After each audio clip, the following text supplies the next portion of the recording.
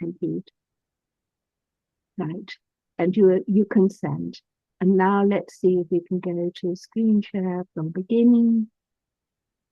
And we always use the house of the Cardinal Bessarion, which is a beautiful scholar's house in the garden. And that is Cicero's definition of happiness. And I think more people will join us in time. And tonight the talk is on Julian among the books, Julian of Norwich's Theological Library, and the kind of book presentation where it goes into paperback. And there's always this problem of trying to get it to advance. My mother was seasick coming back from Geneva.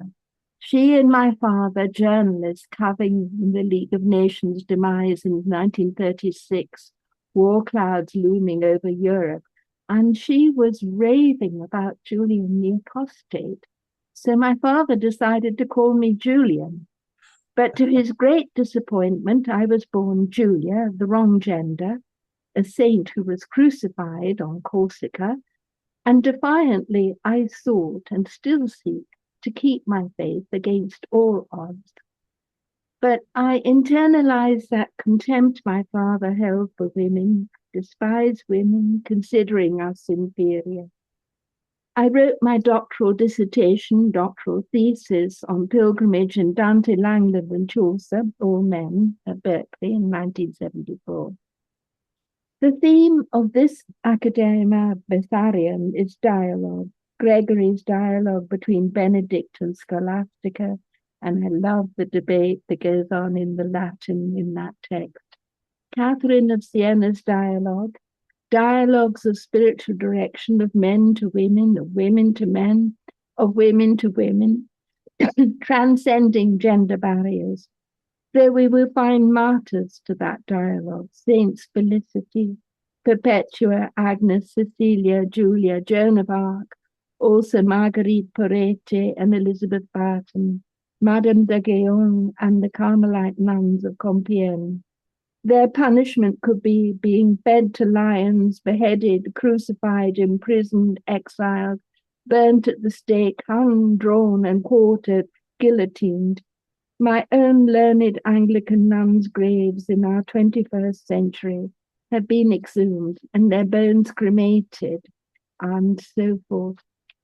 I had already, as a 17-year-old undergraduate in San Jose in exile, written on the theme of exile in Joseph Conrad's novels. Now Sue has entered. Welcome, Sue.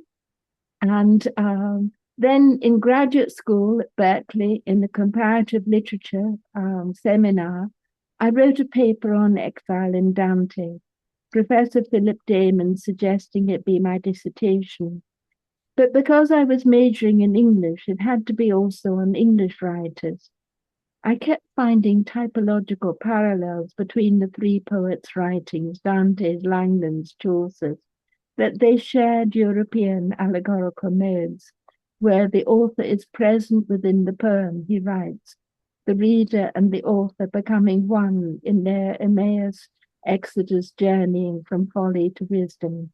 And tonight we have with us Ed Clemmer, who's written a whole book on the Emmaus aspect. And so we'll be able to discuss that later. This dissertation became this 1987 book that went into 3 editions.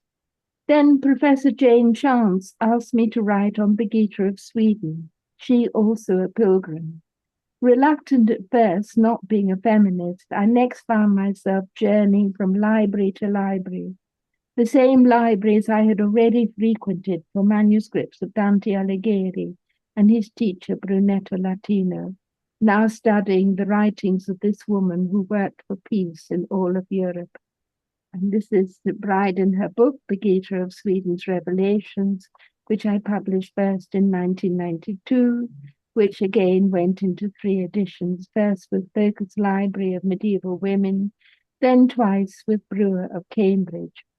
Birgitta, married, mother of children, widowed, deeply influenced Europe in her visions, prophesied to popes and emperors, kings and bishops, and she especially influenced women.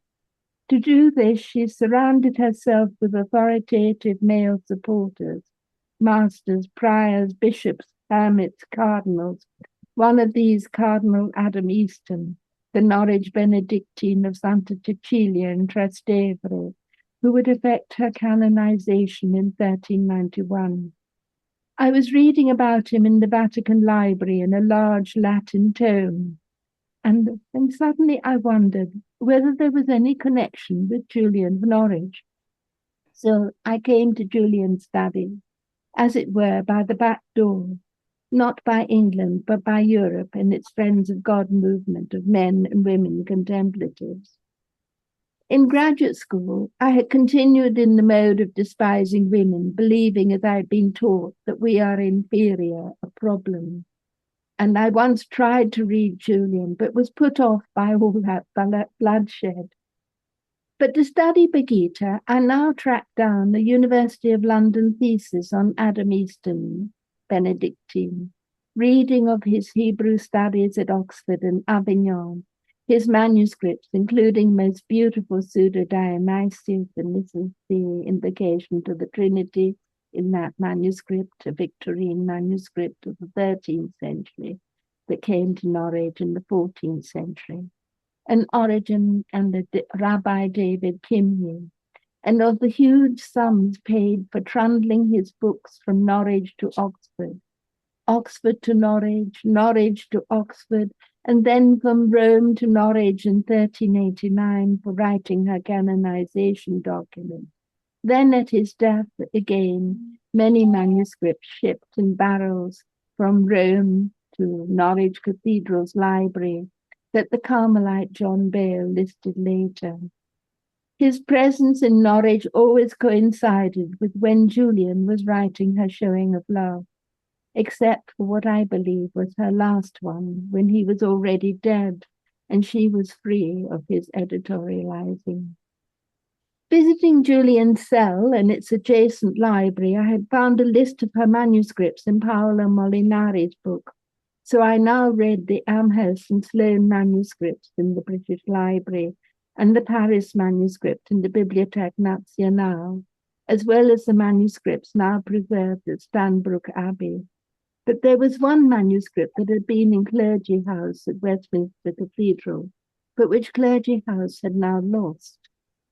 I came back to Boulder to write the Begita of Sweden book when a letter arrived from Westminster Cathedral. They had found the lost Westminster manuscript wrapped in brown paper at the back of a safe, and they invited me to return to see it. It had last been read in 1955. By the way, I just want to ask, is everyone still with me? Yes.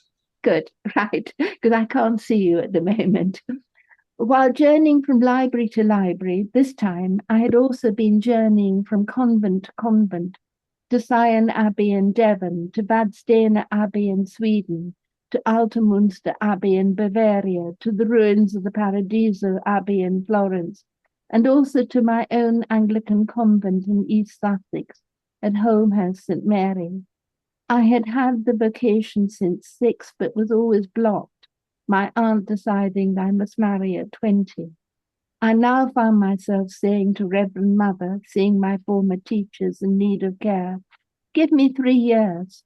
Reverend Mother said, "Make it 2. So I gave up my American family, professorship, citizenship, house, car, academic robe, sewing machine, everything, apart from my books, which I brought into community, returning to England in 1992 to edit the Westminster manuscript, collating it with all of the others in Julian's context of monastic prayer. It was all rather quixotic of me, decidedly risky. My mother foundress on the first page of her rule had quoted Shakespeare, "Who chooses me must give and hazard all he have." I did. Later, priests and spiritual directors would say, "Julia, how could you be so naive?" And I have no illusions about my brother priests. I have learned now bitterly not to trust ecclesiastics, not to trust trust.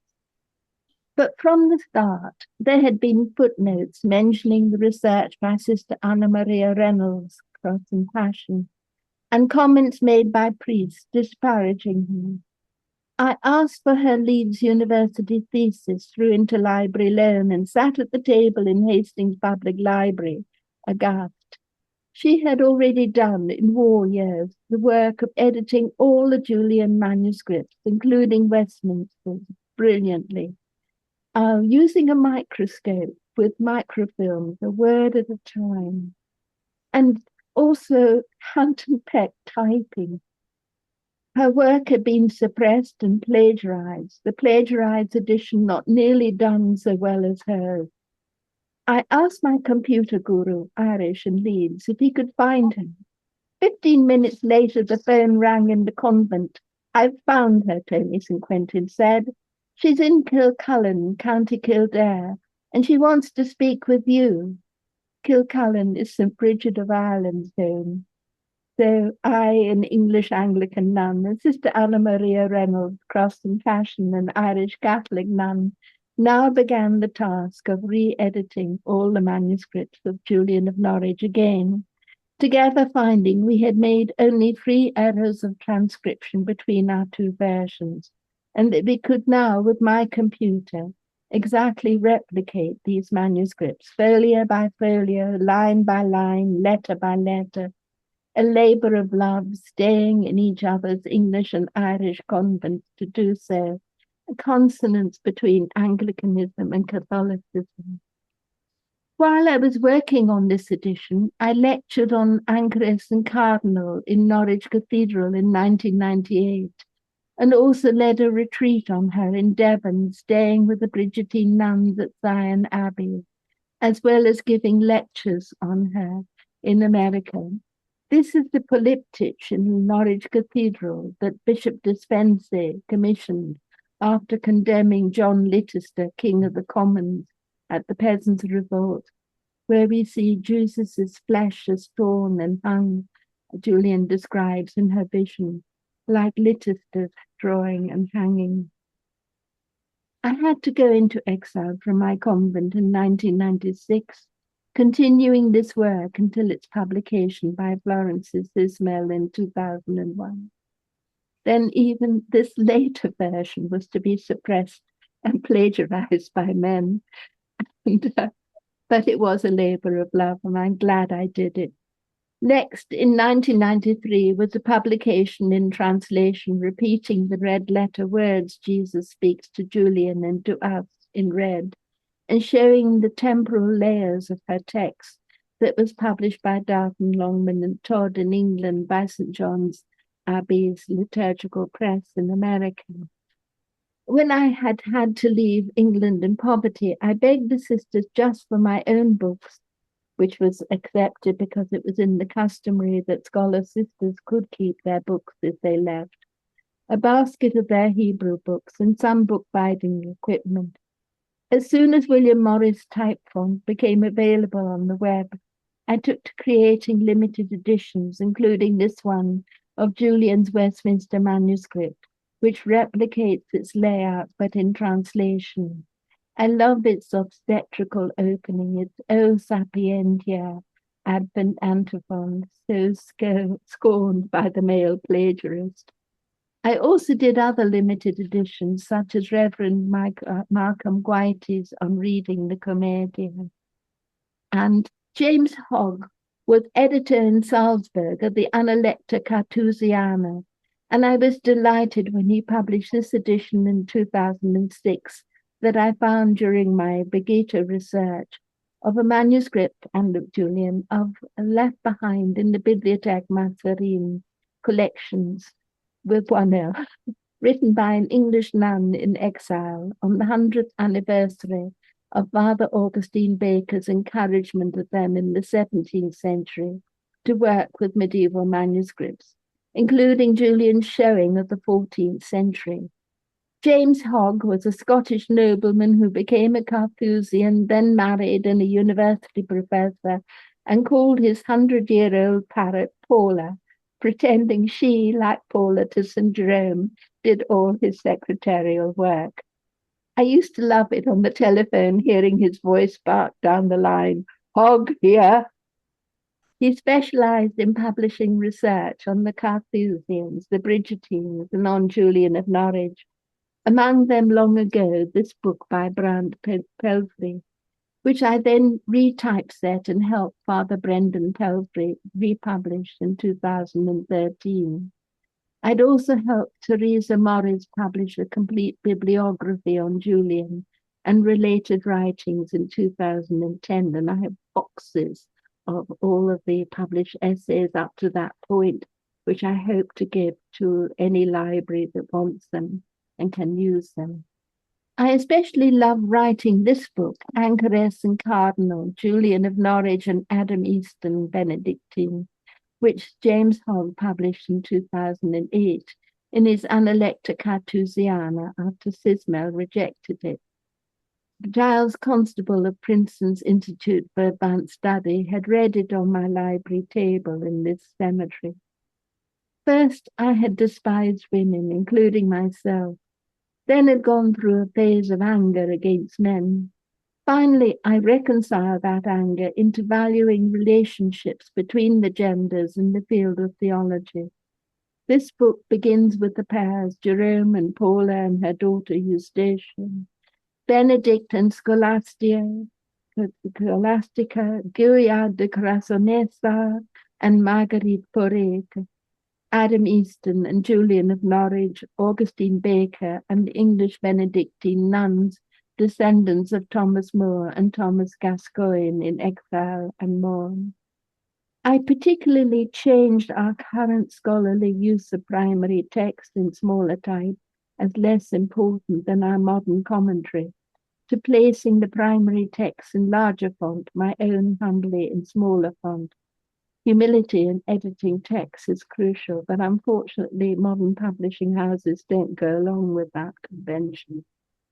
Then in 2013, we held our 7th City and Book International Conference, not in Florence, but in Norwich, and specifically at Carrow Abbey, where Julian seems to have been a nun before becoming an anchoress in the anchorhold Carrow owned at St. Julian's Church.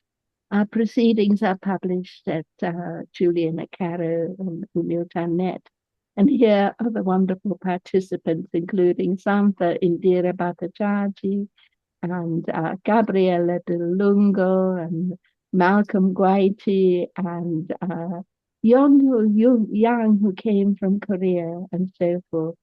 And it was a splendid conference. And here we are in the Julian cell in the middle of a pouring rainstorm, which is like the line in Julian describing the rain on her church eaves. 2 years later, in 2016, I published Julian Amongst the Books, Julian of Norwich's Theological Library, with Cambridge Scholars Publishing. It's a collection of essays arranged chronologically that together make a book. And this is the table of contents, and we will now go through each chapter. I just published a book on women in the Bible, talking about Hulda's cupboard and how the Torah was found after it'd been forgotten there. And this is like the loss of the Westminster manuscript in the back of a safe wrapped in brown paper at Westminster Cathedral. And then also books in cupboards are like babes in wombs. The word become flesh and vice versa. The manuscript gives both Walter Hilton's Scale of Perfection and Julian of Norwich Showing of Love with 1368. Here it is, written on its first page, but the manuscript is actually written circa 1500, 1535, copying a now lost exemplar of circa 1450. The 1360 date, next repeated on the end papers and spine. It is the second oldest manuscript we have of Julian Showing. It has no reference to the 1373 near-dying visions and ends with God saying to Julian he will grant her prayer to die young. In fact, she lives to a ripe old age. It seems to preserve the earliest versions of her text and of Hilton's. The manuscript was produced and treasured at Zion Abbey. even corrections made to it from the other Julian manuscripts there. At the Reformation, it continued to be possessed by the Lowe family, as seen in its pen trials, and it would be given to Bishop Bramston in the 19th century in Lisbon by Sister Rose Lowe of at Zion Abbey in exile there, who then brought it back to London, where it came to rest, a Catholic Westminster Cathedral.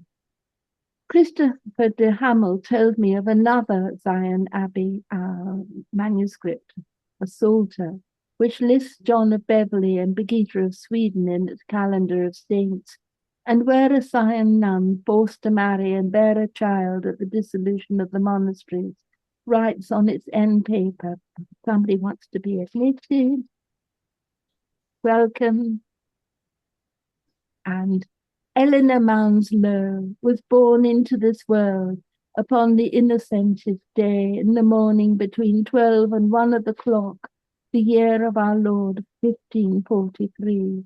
God make her a good woman. Women's bodies are traumatically other than those of men. Recall the obstetrical O of the Westminster manuscript.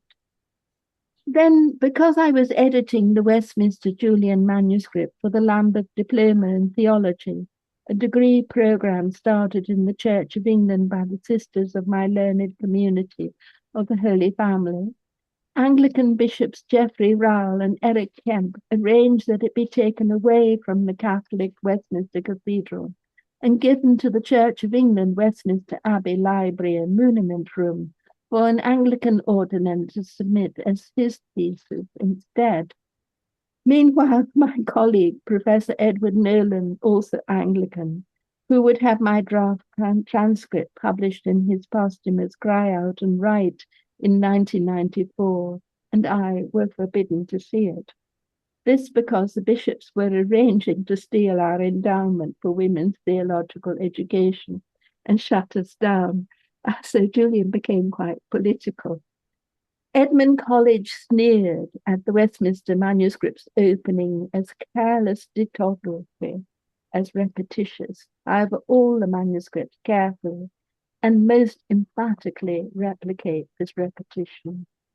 Our gracious and good Lord God showed me in party the wisdom and the truth of the soul of our Blessed Lady St. Mary, wherein I understood the reverend beholding that she beheld her God, that is her Maker, marvelling with great reverence that he would be born of her, that was a simple creature of his making. For this was her marvelling, that he that was her Maker would be born of her that is made. And this wisdom and truth, knowing the greatness of her Maker and the littleness of herself, this is deliberate repetition. And also Hugh Kempster sneered at this as a Tudor interpolation by some Roman Catholic hack for writing of the Virgin Mary instead of Julian's virile Christology.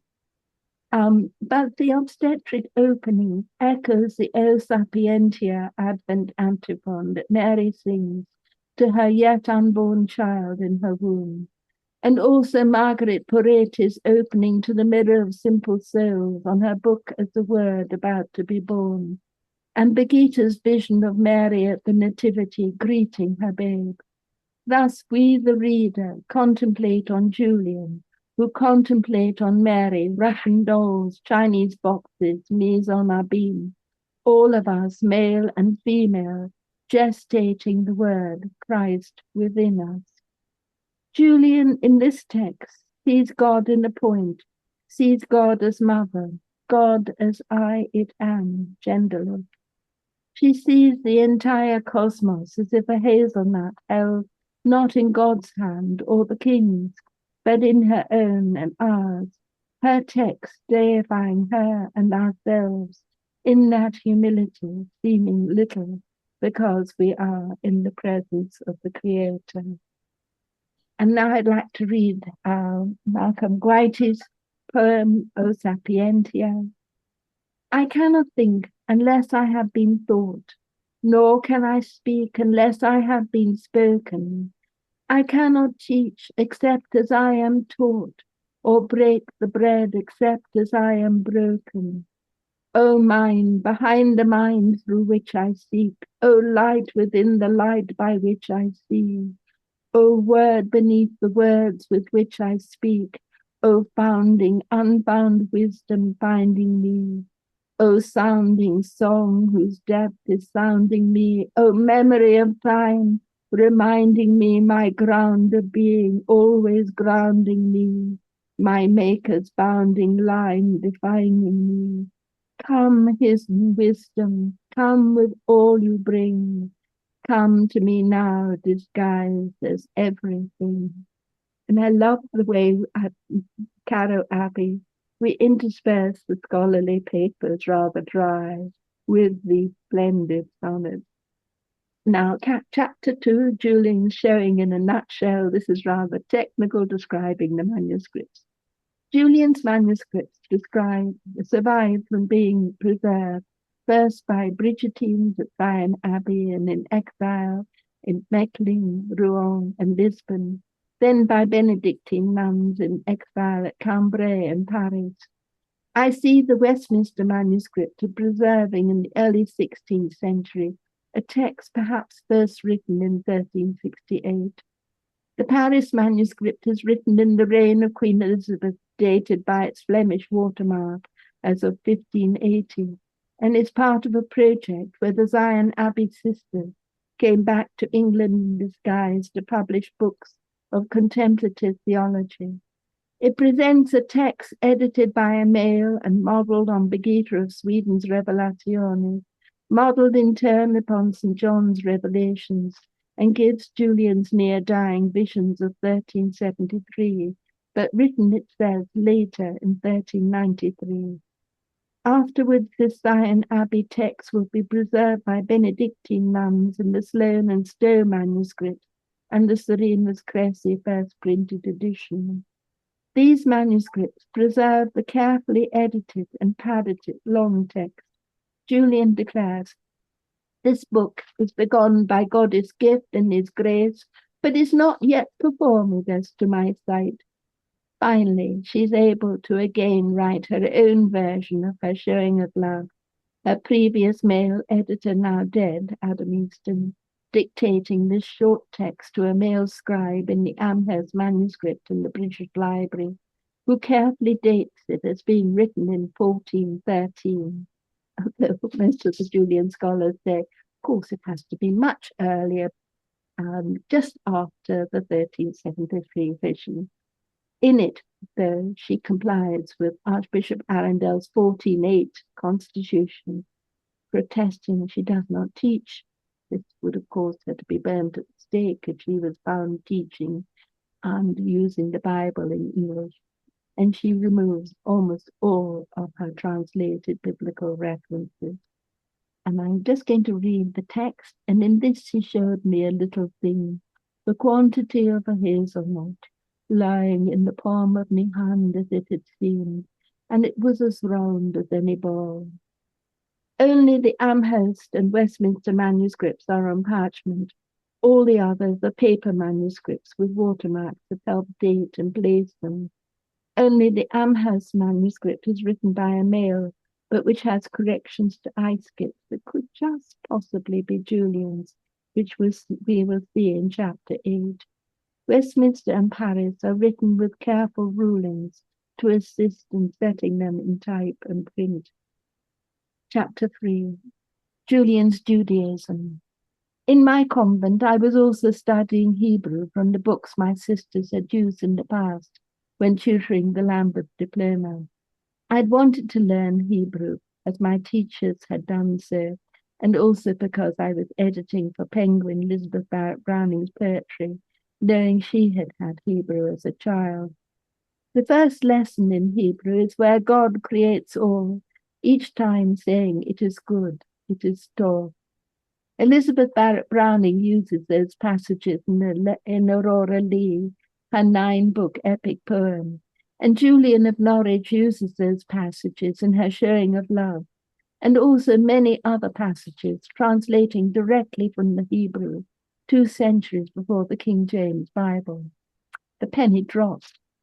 I now realize Julian, like Adam Easton, knew Hebrew and was possibly Jewish, but I had to wait years before I could get back to Norwich and research whether Easton and Julian could have been Jews. Finally, I was sitting in Norwich's public library, V.D. Littman's book, The Jews of Medieval Norwich, in front of me, telling me that 96 Jews, women and men in Norwich, converted to Christianity in 1290. The passages in particular that demonstrate this are where Julian imagines herself beneath the deep sea bed from Jonah 2:5 and from Jonah saying Psalm 139. Another where Julian famously writes, and all manner of things shall be well, which translates shalom better than Jerome's recte and Wycliffe's rete in the story where Elisha revives the dead boy for the woman who had given him a bed, a room, a table, and a lamp. And also she uses the Shema, the love of God with all your soul, with all your might, with everything you have. Another on Psalm 110 on God's right hand, and others on Adam and David, and on the blue of Aaron's garb. Finally, there's Julian on the Jews, where she acknowledges the church has told her that all Jews are damned, but she cannot see that in her vision. It is nowhere there. In her brilliant text, we have a consonant also between Judaism and Christianity, not just Anglicanism and Catholicism. Chapter 4, Julian's Benedictinism, and I think this is the best chapter in the book. It's the one that gets closest to Julian's mysticism. The writings of both Adam Easton and Julian of Norwich are steeped in Benedictinism. Adam incorrectly defending the rights of Benedictines to own property against the Franciscans, Dominicans, Augustinians, Carmelites, and eventually against John Wycliffe and the Lollards, while Julian's magnificent vision of the hazelnut translates into Middle English words taken directly from the Latin of Pope Gregory's dialogues, where Peter sees St. Benedict in prayer and witnesses his vision where the entire cosmos becomes one beam of light, it being explained that it seems small because it is seen in the presence of the Creator. This plays off the Irish tale where St. Bridget hangs her cloak, soaking wet from the rain, on a sunbeam to dry, in a Latin poem written here in Fiesole by her Irish Bishop Donatus, a manuscript I've read in the Laurentian Library. It also plays off the vision of the anchoress Christina of Markite earlier than Julian, who sees in the vision the entire cosmos when she falls to the ground. These are games of scale, of divinity and humility.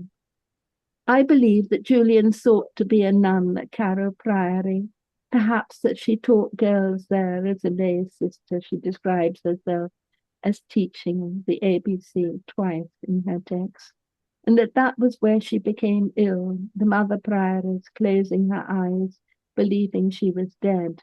And following that illness, she became their anchoress in the church they controlled, St. Julian's at Conisford. The Benedictine nuns at Carrow were under the control of the Benedictine monks of the Cathedral of the Undivided Trinity, where Adam Easton, when he was not at Oxford or at Avignon or Rome, preached against the friars. And then also Julian has this image, which is in Gertrude of Helfter and Nectild of Hackerborn, of Christ's wound, which one can enter. And it is immense, a huge room, like the Madonna's cloak that can enclose us all. This is Malcolm Guite's sonnet. Benedict, you sought to start a simple school of prayer. I'm going to just shut the door so we don't get the sound of the rip, okay? A modest, gentle, moderate attempt, with nothing made too harsh or hard to bear, no treating or retreating with contempt. A little rule, a small obedience, that sets aside and tills the chosen ground, fruitful humility, chosen innocence, a binding by which freedom might be found. You call us all to live and see good days, center in Christ and enter in his peace, to seek his way amidst our many ways. Find blessedness in blessing, peace in praise, declare and keep for love a sacred space, that we might be beginners in God's grace.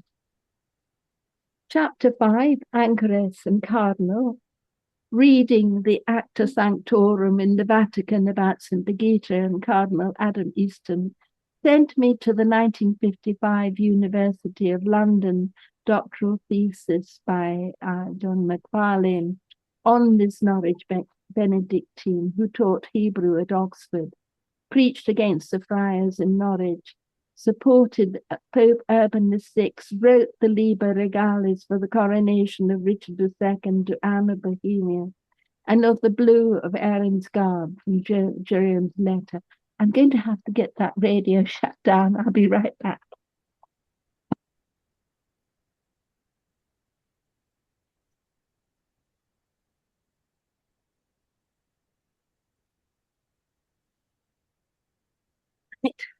And against which Julian rebels, she defending her Lollard and gospel even Christians.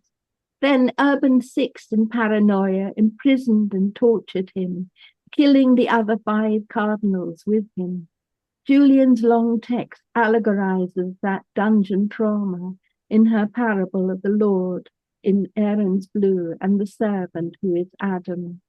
His church in Rome was St. Cecilia and Trastevere, while Julian in the Amherst manuscript accentuates St. Cecilia. A strange tale exists about John of Beverley's sin, that the devil tempted him with drink, rape, and murder, John choosing alcohol, which causes him to incestuously rape and murder his sister. Gone mad, he confesses to the Pope, is forgiven, returns to find his sister alive, singing in her grave. Julian refers to David and St. John of Beverley. Both she and Adam write of his name, Adam as meaning red and earth, and she says his sin, rubricating the words, is the worst. At the same time, she constantly descants in her texts on Adam and Jesus and Bravo. Julian describes a man of Holy Church, a term used for a Benedictine prelate, visiting her, immediately followed by the fiend with red hair, who nearly strangles and kills her. That description taken from Birgitta's condemnation of corrupt cardinals as like burnt roof tiles and rust. Julian, as adept, I believe, feels trauma. And this is the Liber Regalis, which was written by Adam Easton for the coronation of Richard II and Anne of Bohemia, the daughter of the Emperor Charles of Bohemia. Chapter 6, Julian and the Cloud of Unknown. The English contemplatives created together a magnificent weaving of texts, e rederives de institutione inclusarum, the Ancina of Wisdom, the Vita of Christina of Margate, William Fleet's Remedies Against Temptations, John Whiteridge's Latin Meditations, the Anonymous Cloud of Unknowing, the Chastising of God's Children, Walter Hilton's Scale of Perfection, the Poor Caitiff, Dives and Pauper, many others, including Julian of Norwich's Showing of Love. If we take the strange tale of St. John of Beverley, a tale that's not in Bede, but which is reported in notes and queries in relation to Julian's reference to his sin, it is possible to make sense of her text and those in the Cloud of Unknowing as related to each other, as carrying out soul healing from trauma. They share in the same library of texts, the Carmelite John Bale, listed among Cardinal Adam Easton's texts, such vernacular writing. The anthropologist Victor Turner, studying African tribal healing rituals, spoke of adept those who have recovered from a particular illness, now being adept at the cure of others from the same illness. And we see this even with Ebola. The psychiatrist Viktor Frankl wrote of the need in the face of trauma like Auschwitz, the trauma he lived through himself, to find meaning, and wrote of this as not Freud's sex nor Adler's power, but of meaning as being man's greatest need in the face of soul-shattering trauma. Viktor Frankl's project is called logotherapy. The Greek Orthodox Byzantine world spoke of logomainesis, of imitating God's word. This, I believe, is what Julian of Norwich carries out, now with the spiritual direction of Adam Easton Benedictine, she resisting his pseudo-Dionysian hierarchies in doing so, her last word being the defiant Lollard, even Christian, of the Amherst 1413 short text.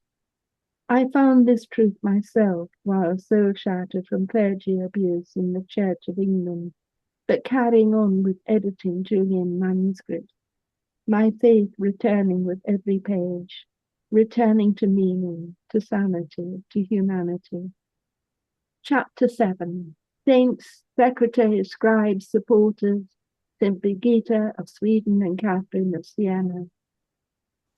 I came to Julian, as it were, through a back door, through studying first Birgitta of Sweden and her male supporters, Magister Matthias, who translated the Bible from Hebrew to Swedish for her, Bishop Hemming of Åbo, who assisted in her diplomacy for peace in the midst of the 100 Years' War, Master Peter Olavi and Prior Peter Olavi, Bishop Hermit Alfonso of Jaén, Cardinal Adam Easton.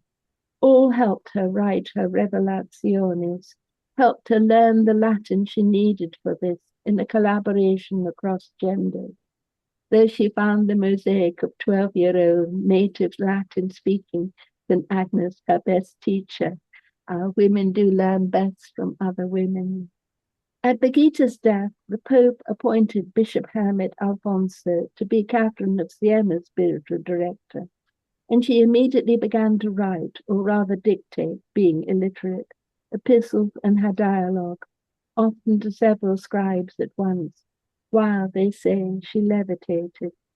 Another who assisted her spiritual direction was William Fleet, whom Julian quotes at the short text ending, and also to Marjorie Kemp. Eventually, Marjorie Kemp will involve herself in a similar attempt to write such a book, copying them with the help first of her Gdańsk daughter-in-law, then many male others, her logotherapy.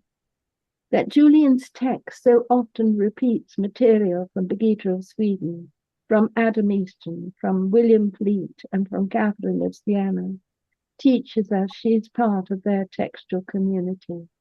They share in the knowledge of God and ourselves. And here we see a Finnish painting of Bishop Hemming of Åbo and Birgitta of Sweden writing her book. Chapter 8, the Amherst manuscript. Like the Westminster manuscript, the Amherst manuscript is a compilation. Its earlier opening had been Julian's showing of love, and then we have the later text added to the front of it. And it begins, there is a vision showed by the goodness of God to a devout woman, and her name is Julian, that is recluse at Norwich, and yet is on life, Anno Domini, millesimo, quattrocento, so forth. So she's saying it was written, or the scribe is saying it's written in 1413 during Julian's lifetime. And then it goes into her text from the editor's introduction. So I desired 3 graces by the gift of God. The first was to have mind of Christ's passion. The second was bodily sickness. And the third was to have of God's gift 3 wounds. And Julian's short text showing of love is then followed by translations into Middle English of John van Roosbroek's Sparkling Stone, an extract from Henry Souza's Horologium Sapientiae, which is a wonderful text that he writes following the death of his great woman friend who encouraged him not to be so mad as he was.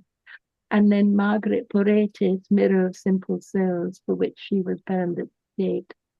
Later, the text by the Carmelite Richard Meissen, translating for Margaret Heslington, the text by Richard Rowley for Margaret Kirkby, are added to the beginning of the manuscript, dated to the 1430s instead of 1413, and also the Golden Epistle, here attributed to Bernard of Clairvaux, but actually written by Thomas de Froimont to his sister Margaret of Jerusalem. The scribe, like Carmelite Richard Meissen, was from Lincoln.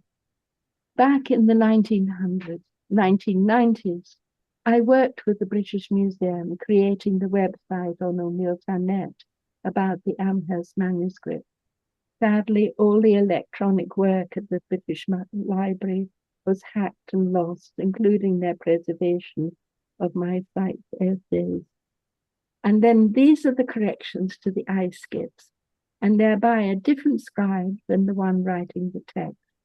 And it is just possible we might be looking at Julian's writing, and they are certainly lines that are very close to Julian's theology. Therefore, it seemed to me that sin is naught, for in all this sin was not showed to me. And I love this concept, which is also in Augustine, that sin is attending to non-being, and it longs to the royal lordship of God for to have his privy counsels. And then, like in this, was in party fulfilled with compassion, and what may make me more to love mine even Christian. Julian keeps using this Lollard term, this very democratic term. And then Julian and Marjorie, chapter 9, the soul of city. And here we see, this is where the Carmelites were, where William Southfield, advises Marjorie to go down to, all the way down to Conisford, where St. Julian's Church and anchored down. At the same time that age Julian anchored came the disturbed youthful Marjorie Kemp, advised so by the Carmelite William Southfield, to visit Julian in her anchor hold at Conisford. Illiterate Margaret has wonderful recall, and she reports that healing conversation years later to her amanuensis. The conversation is filled with terms Julian learned from William Fleet's Remedies Against Temptation, from the crowd of an unknowing author in the discernment of spirit, from Adam Easton's arguments for the canonization of St. Birgitta, that visions seen with humility, with charity to all one's even Christians, are from the Holy Spirit. Those lacking in charity and for self-aggrandizement instead are from the fiend. Both Julian's own text and Marjorie's reporting of her speaking, as if with a tape recording, speak of the soul as a city and a seat within us, in which God dwells. The kingdom of heaven is within us. I believe it was Julian who advised Marjorie as both her surrogate and as logotherapist that she undertake all the pilgrimage that Birgitta of Sweden had done, and moreover write her book of Marjorie Kemp about them as a latter-day Revelationis. Birgitta, Marjorie, and Julian together create a gendered textual community, one which continued clandestinely at first with women through time. And here's Malcolm Guite's sonnet on the visitation of Elizabeth and Mary, which is reflected in a way with the visitation by Marjorie to Julian.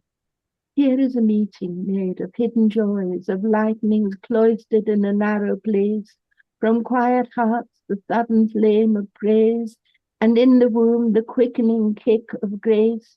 Two women on the very edge of things unnoticed and unknown to men of power, but in their flesh the hidden spirit sings, and in their lives the buds of blessing flower.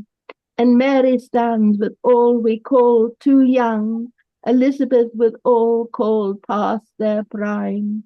They sing today for all the great unsung women who turned eternity to time, favored of heaven, outcast on the earth, prophets who bring the best in us to birth. And then, enchantingly, when I came to Florence, I found an Italian colleague at the university, Gabriele Del Lungo, who writes on Marjorie Kemp, and we became staunch friends, writing and translating books together. We mirror the encountering of Julian and Marjorie some 6 centuries later by sheer coincidence. This is the book we published together with James Hogg in 2017 in both English and Italian, demonstrating the linking of texts between England and the continent, particularly with William Fleet going from Cambridge to Leggero, where he was spiritual director and executor to Catherine of Siena. And now, chapter 10, our last one. We've already seen with the Westminster manuscript how Julian's texts were preserved through time by the Brigittine nuns of Sion Abbey. And Elizabethan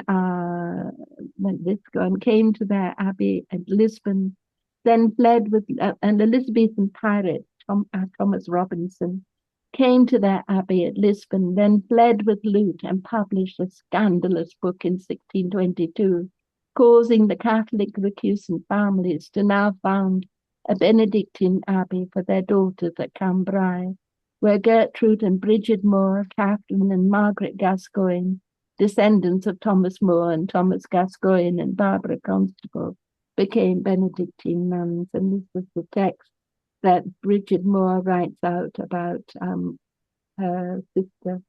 And then Dame Barbara Constable hurriedly writes out all of these texts. The other Benedictine monks sadly became jealous of the love the sisters had for Augustine Baker's way of prayer. They never saw him, but he would advise them. And this was the way of prayer based on Julian and other contemplative writing. And the monks sought to call in and destroy all of their manuscripts. The sisters hastily made copies and founded a daughter monastery in Paris, specifically in their constitution, to preserve these writings. Then the French Revolution came.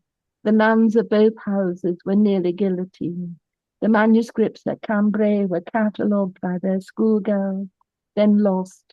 Those in Paris making their way home again to England and are now in boxes at Stanbrook Abbey in Yorkshire. This is a booklet in the Paris Bibliothèque Mazarine collection, where the librarian sneered in the catalogue as it being written by a superstitious monk, because on the cover it has a picture of the engraving of Father Augustine Baker, who had encouraged these nuns to treasure contemplative texts written 3 and 4 centuries earlier. Gertrude Moore and Dame Catherine Gascoigne.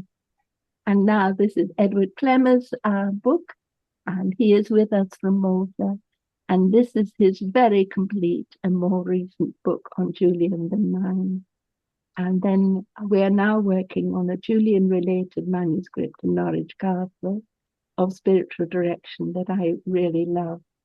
Peter Brown has shown how the desert fathers and mothers giving spiritual direction were like psychiatry, sharing their insights to heal others' souls.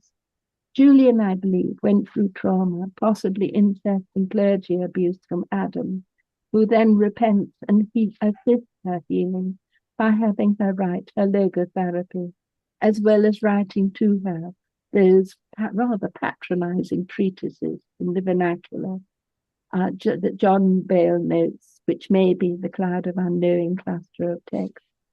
Adam notes in an index in one of his manuscripts his concern for a crippled girl. The cloud author speaks of its recipient, who is female, from his references to men and women and to writing in the vernacular rather than Latin, as crippled and ill and needing to lie down to pray.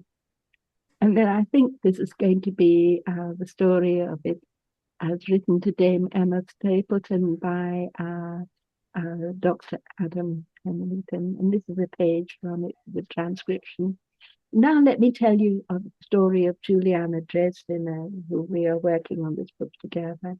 She had found me when she was a graduate student at the University of Moscow, when I was living in one unheated room as a hermit in Montebello, and we used to communicate by slow, costly dialect that neither of us could afford.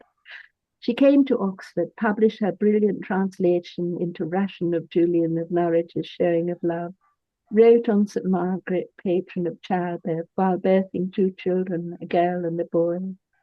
We women scholars are as editors like midwives, as writers like mothers of books. Julian is particularly satisfying to us as she includes us, seeing God as mother, God as saying, I it am, beyond all discrimination by gender. Juliana Dresdner found Sir Miles Stapleton's Book of Hours, written for him by an Austin Friar in Norwich, where reader and author, here you see the Austin, let's see, there he is, participate in the crucifixion, a precursor to Julian's showing, and then this is the crucifixion of the dispenser later. And I'd like to acknowledge Sister Anna Maria Reynolds, with whom I edited and translated The Showing of Love. Father Robert Llewellyn, who consoled me, telling me I was the one who knew the most about Julian, which isn't true. Father Nathaniel Smythe, who brought to me, its paint still wet, this icon he created, which is correct. Julian as Benedictine, contemplating on Mary, contemplating on Jesus in her womb. While the best scholar, also I was, Sheila Upjohn can't make it to this at this hour from Australia, but she is with us in spirit. And while the best scholar for the Westminster Amherst manuscripts is Belgian Marlene Gray. And I'd like to end with Julian of Norwich by Malcolm Brighty. Show me, O anchoress, your anchor hold, deep in the love of God, and hold me fast. Show me again in whose hands we are held. Speak to me from your window in the past. Tell me again the tale of love's compassion for all of us who fall into the mire, how he is wounded with us, how his passion quickens a love that haunted our desire. Show me again the wonder of at one, of Christ in us distinct and yet the same, who makes and loves and keeps us in each moment, and looks on us with pity, not with blame. Keep telling me, for all my face may waver, love is his meaning, only love forever. And now we will stop the share, and I'm so grateful for your patience with me. And Clemmer, was it all right? Oh, Don't yes. get nervous. And Richard Root has joined us. Richard, could you show us your unmute? Everyone unmute, and also share your video if you could. I think he's a bit reluctant. Right. So comments. First of all, I mean, I enjoyed, while I'm familiar with your book, and it was an important part of my own book on Julian, amongst all the other things. But it's always enriching to have this personal integration and perspective in the telling, because even in my own experience, I think what I've come to appreciate Julian of Norwich is that there is a shall we call it a vibration or a synchronicity of sort that it reverberates our own spiritual experience of Christ, and it's also reflects a journey, because it's a process, and we're all in this process, and I keep being reminded all the time, and further along there's always things that are unfolding. So But I appreciated your review of this. Um, um, that's all Yes. I'll say at the moment. I know I'm breaking all of the academic rules. I'm not being the detached observer. You know, in the humanities, we now try to be like the scientists who have actually come back to being like the humanities with quantum and so forth. Um, I find that this literature doesn't work if it's only being studied academically. Yes. It was always meant to be an interaction with the reader and Yes. to heal the reader, the way Boethius' Consolation of Philosophy does when he's writing it on death row in Ravenna and so forth. I think that this reminds me of I mean, Bernard Lonergan's insight, because what I find, your experience, my experience, Julian's experience, Yes. it's a combination of insight, which Yes. is part of her own human nature and heart and mind, and grace. So it's that combination that works in us. Yes. It's all a gift. It's all grace, but Yes. it's grace working in our own nature. And so it's interesting in terms of a phenomenological approach that things need to they emerge from the experiencer. Yes. So it's Julian has insights which she leads and directs us in our own seeking and finding, and in our own experience of grace along the way. We recognize how Julian's experience resonates with our own, and this is why I think Julian is so universal. Yes. Yes. Yes. And the sadness is that because education was segregated, um, and but in a strange kind of way, Cardinal Ratzinger, before he became Pope, gave a wonderful paper at the conference on St. Birgitta of Sweden in the Vatican, where he was saying that women, because they're not trained in seminaries, are in touch with revealed theology, which seminarians are not. Okay, and Richard Roof, welcome. It's good to have you with us. Can you also do your video so we can see you as well as and yes. Julia, I'm not sure if I can or not. At least we can hear you. And do you have comments?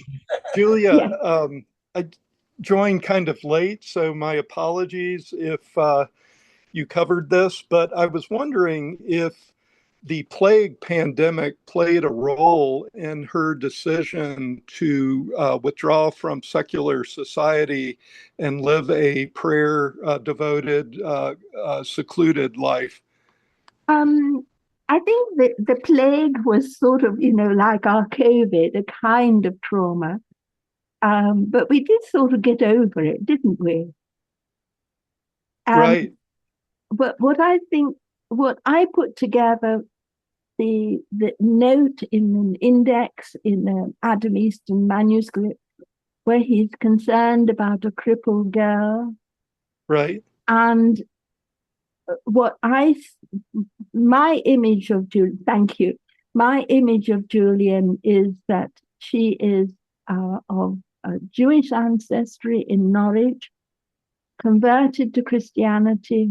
Her ancestors converted in order not to be exiled. And they maintained both cultures, both Judaism and Christianity. And as a result, she would not have been completely accepted. She could have been a lay sister at Carrow Abbey. She's brilliant, she's literate. The Jewish women were noted in Norwich to be literate, unlike the Christian women. She talks twice about teaching the ABC. And I think she earned her keep as an anchoress teaching.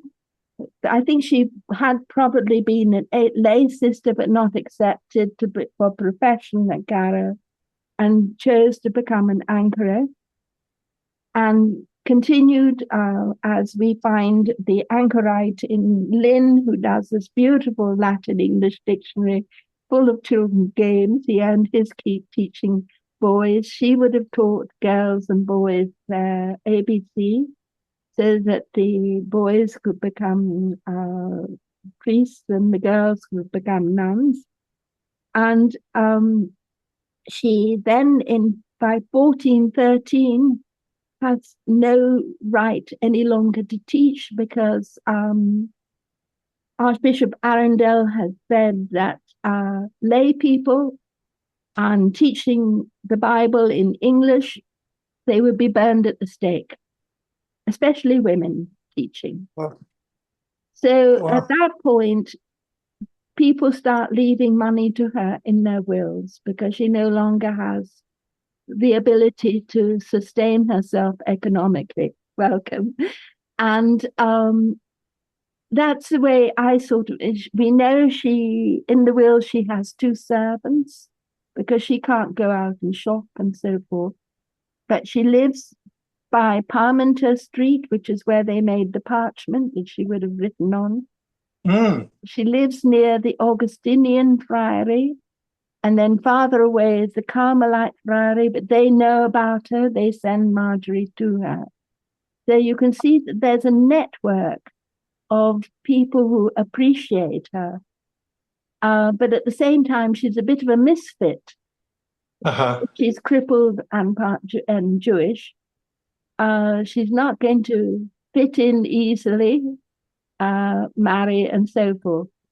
I don't go along with John Julian thinking she's a noble woman who is married and lost children and so forth.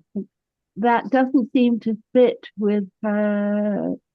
I see her theology as a brilliant mixture of Judaism and Benedictinism. Nice. Does that make sense to you, Edward? Yes. You've got the theological background, which is what I was trying to find were all the clues that made. I can't bear it when everyone begins saying, little is known about Julian of Norwich. I want to know everything I possibly can.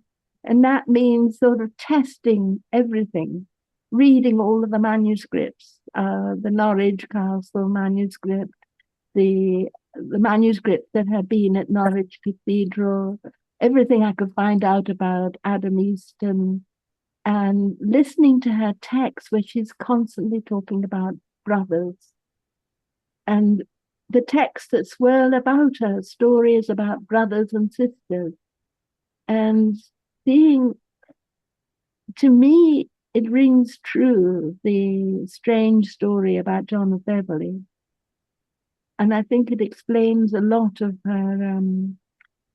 I can remember once sitting on a plane next to a psychiatrist, a doctor who specialized in anorexic women, and who was telling me they're so sneaky.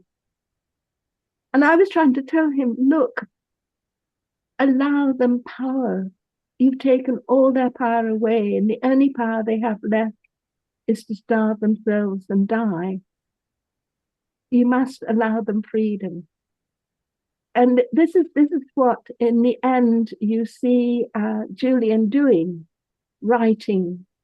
And the long text is so filled with male editorializing, which comes straight out of the Bridgerton way in which Alfonso Jaén was editing Birgitta of Sweden's text. And then in the 1413 manuscript, she can throw all of that away. It had been there in this lone manuscript with all of the chapter headings, many of which are word for word from the Latin into English, what were in the Bridgerton manuscript. So I've sort of felt I needed to be a kind of detective to But I've loved finding how human. And I mean, here I'm living with Roma from Romania, who came to me illiterate, their very right hemisphere. And I see all of these consonances, these human consonances we have. They're from Romania, I'm from England. We're living in Italy, speaking in Italian, but they're speaking in their Sanskrit language and so on. But we understand each other, gestures and so forth. And I think we also have that understanding, that nearness. Julian calls it homeliness, not in the American sense of being ugly, but as being homely, being at home. And she gives us that. And I think also her stress on humility, on littleness, that goes back to the smallest letter in the Hebrew alphabet is Yod, which is hand, and Kaf is palm, and Yod is the letter that begins God's name, and Jerusalem and Julian and so forth. And it's a theology of smallness, not of Trump greatness. Julia, I read that some of her writings were done anonymously. Do you think some of her writings are yet to be discovered? I was hoping this manuscript in Julian in Norwich Castle was hers. It's not. It's written by a man to a woman. No, I used to dream that. But I do think I've actually had more training in paleography and codicology than most Julian scholars do. And they disagree with me about the dating of the manuscripts. But that part of my scholarship is scientific. I don't come up with saying, oh, because she gives greater detail about her dying, that means it's earlier. No, she's writing it or having it be written at the end of her life when she's old in 14, 13, when they are wanting a document, possibly for her canonization. And she's only got very few visions, not like Marjorie, who has visions all over the landscape. And she is being forced to give all of the details. And you do recall, I mean, the way Marjorie recalls that conversation from years earlier, there is recall. And she does do it in greater detail in the latest manuscript, I think. Does that argument make sense, Edward? Yeah, you read all of the scholarship on this. Yes, I mean, for me, the Amherst manuscript is exceedingly important. Obviously, it's closest to Julian's Yes. temporal time as the oldest manuscript, but I find it so shall I call it fresh, Yes, compact, and so it crystallizes. Yes, it's so deliberate and so well formed at the same time. And even for me, when I originally did my master's thesis and then subsequently developed the book that was just now recently published, what I saw was, well, I needed to go beyond my master's thesis, and there was much more that I wanted to know, much more in history and the first manuscript. And what I find too is that just I find that you've got to look at the text, shall I call it, spiritually. So and taking the Amherst manuscript itself, I have a whole section in the book that's just on the Amherst manuscript, and which I deal with it, annotate it, and lead us through the not just as a reflection, but the spirituality that is jumping off the pages.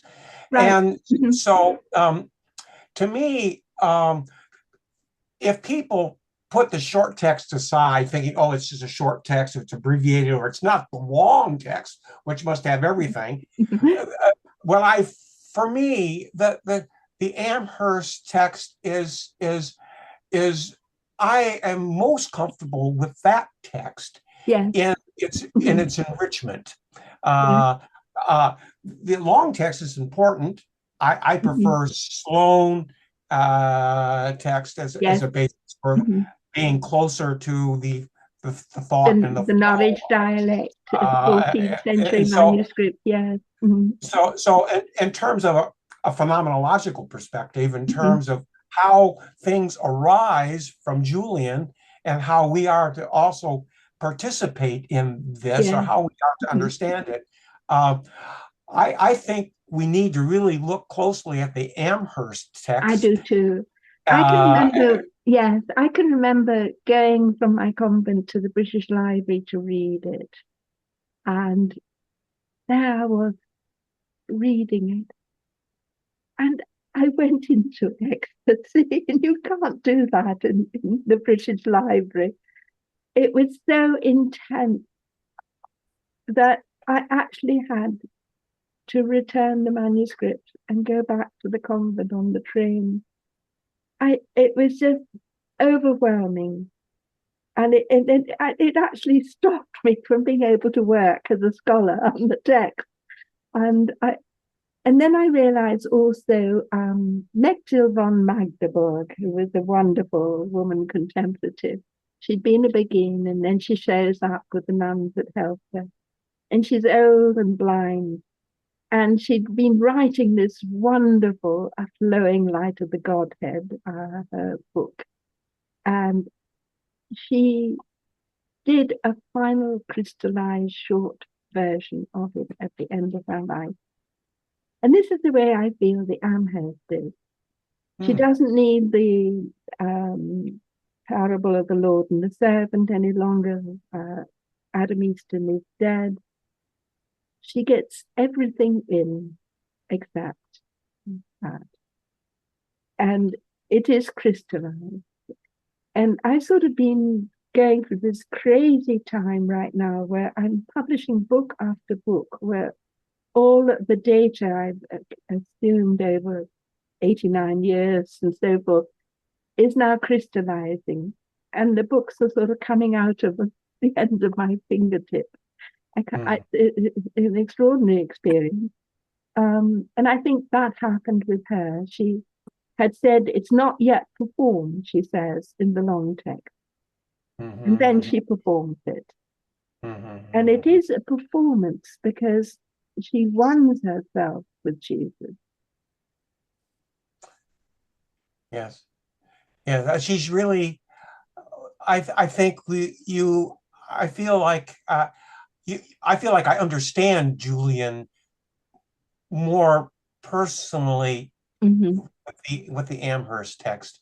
The long text, the theology sometimes gets pretty complex and rich and extensive and long, like chapter 51. But I think that's Adam Easton's padding, because he needs to produce something similar to Begita's Revelation, a text by a woman, but I think he's doing a lot of ghostwriting in it.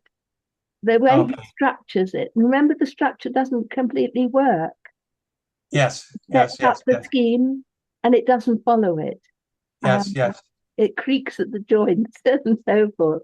And which is why I trust the Westminster and the Amherst more than I do.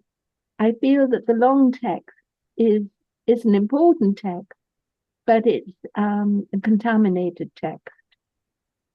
And the other two are purer, closer to her. Yes. I think I would agree. And it's without being able to latch on to anything in particular, other than that seems true to me. And she does rebel against, she rebels against angels. She rebels all against this pseudo-Dionysian hierarchy. And she goes for even Christian. Yes. It's interesting that Adam Easton, his body was found incorrupt, like St. Cecilia's in the church in Santa Cecilia in Trastevere. But he didn't begin well. He began as a very ambitious scholar, and he carries favor with the Pope, writing this De Ecclesiasticae Potestatis to support the Pope as the supreme ruler and so forth. He attacks Dante's De Monarchia. He's read Dante, and there's a bit of Dante that gets into Julian, the power, wisdom, and love triad of the gates of hell are Julian's Trinity as well, and so forth. And the conduit would have been Adam Easton for that. But it's such rich material. And I sort of feel that Julian ends up educating, and Birgitta, because Adam Easton goes through a conversion when he's in the dungeon. He prays that if his life is saved, he will work for Birgitta's canonization. And up until that point, he's been rather patronizing about women. And then he realized that he owes his life to them. So he changes. I think he's the one responsible for bringing Margherita Parenti's text and the Horologium Sapientiae, and the Friend of God movement was very much involved with Birgitta. And so in a sense, I was privileged, but I don't fit in with the scholarship on Julian, because I came to her by way of European contemplative. And so my approach is different, and it's not accepted. Well, I think there is an underlying, shall we say, an underlying truth in reality that is there, and we're privileged to share in or enter into Julian's experience as she presents this to us. And what I find on a personal level, not just with Julian, but I find a lot of women spiritual texts. I mean, texts by women authors, like Maria Magdalena de Pazzi, for example, which is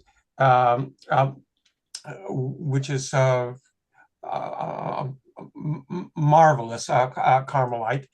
But I find that I am enriched more by women spirituality, shall I say, right, than shall we say highbrow, if I'm Jean-Luc Marion, even though as a phenomenologist I read all of his texts. So there's something very important to be grounded in what is the spiritual reality about the gift of grace to us, and what God's mercy means to us, how sin is overcome, how it is no more, but how